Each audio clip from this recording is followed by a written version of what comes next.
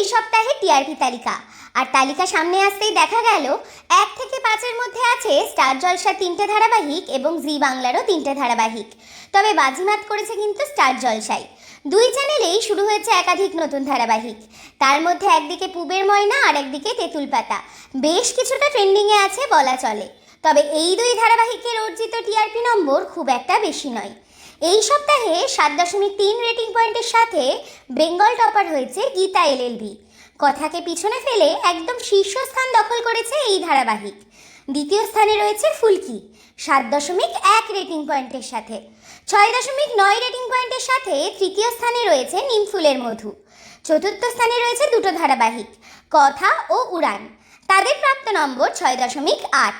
6.4 rating পয়েন্টের সাথে পঞ্চম স্থানে রয়েছে কোন গোপনে মন ভেসেছে।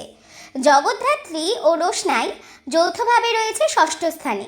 আর এই 2 ধারাবাহিকের প্রাপ্ত নম্বর 6.3। শুভবিবাহ বেশ কিছুটা নেমে এসেছে, রয়েছে সপ্তম স্থানে 6.1 রেটিং নাম্বারের সাথে। অষ্টম স্থানে রয়েছে বধুয়া 5.9 রেটিং নাম্বারের সাথে। 5.4 রেটিং নাম্বারের সাথে নবম স্থানে রয়েছে মিঠিঝোড়া। দশম স্থানে রয়েছে ডায়মন্ড দিদি জিন্দাবাদ। আর এই ধারাবাহিকের প্রাপ্ত নম্বর 5.2। এই ধারাবাহিকের মধ্যে আপনার পছন্দের ধারাবাহিক কোনটি সেটি কমেন্ট সেকশনে জানাতে একদম ভুলবেন না।